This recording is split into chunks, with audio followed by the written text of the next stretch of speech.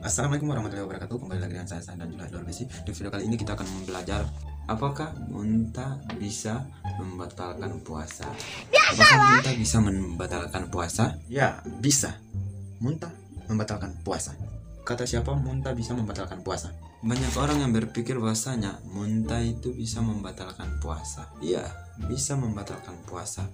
Sebelum kita menjustis bahwasanya muntah bisa membatalkan puasa, mari kita simak video berikut ini.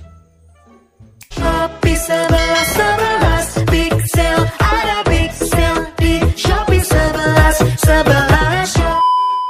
Selain harus melaksanakan kewajiban-kewajiban pada saat puasa, kita juga dituntut untuk menjaga diri dari hal-hal yang dapat membatalkan puasa.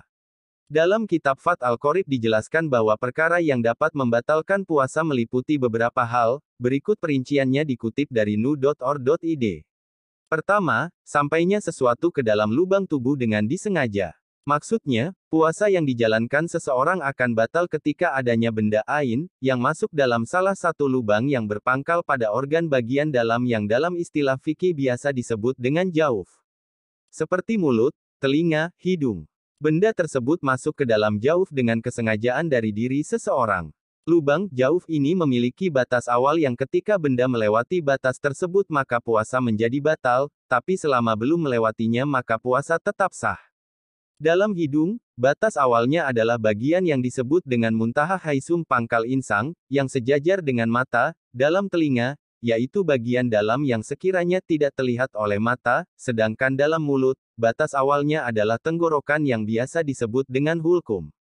Puasa batal ketika terdapat benda, baik itu makanan, minuman, atau benda lain yang sampai pada tenggorokan, misalnya. Namun, tidak batal bila benda masih berada dalam mulut dan tidak ada sedikit pun bagian dari benda itu yang sampai pada tenggorokan. Berbeda halnya ketika benda yang masuk dalam jauf seseorang yang sedang berpuasa dilakukan dalam keadaan lupa, atau sengaja tapi ia belum mengerti bahwa masuknya benda pada jauf adalah hal yang dapat membatalkan puasa.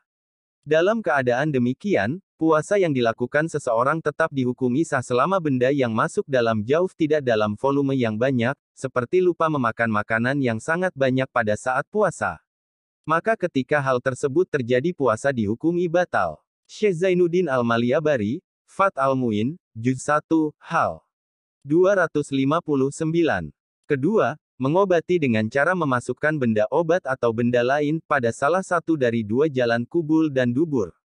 Misalnya pengobatan bagi orang yang sedang mengalami ambeien dan juga bagi orang yang sakit dengan memasang kateter urin, maka dua hal tersebut dapat membatalkan puasa.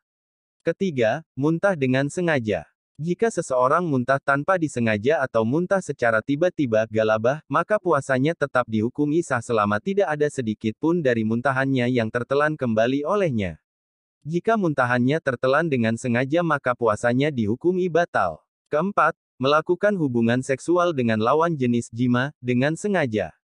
Bahkan, dalam konteks ini terdapat ketentuan khusus, puasa seseorang tidak hanya batal dan tapi ia juga dikenai denda kafarat atas perbuatannya. Denda ini adalah berpuasa selama 2 bulan berturut-turut.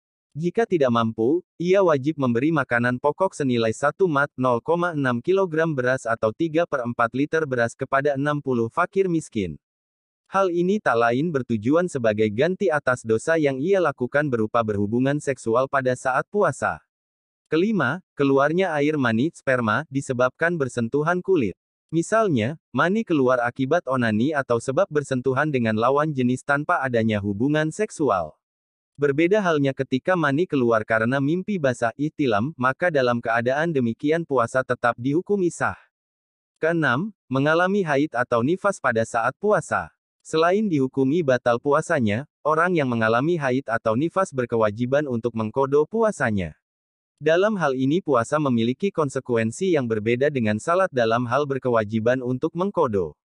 Sebab dalam salat orang yang haid atau nifas tidak diwajibkan untuk mengqadha salat yang ia tinggalkan pada masa haid atau nifas. Ketujuh, gila, junun pada saat menjalankan ibadah puasa.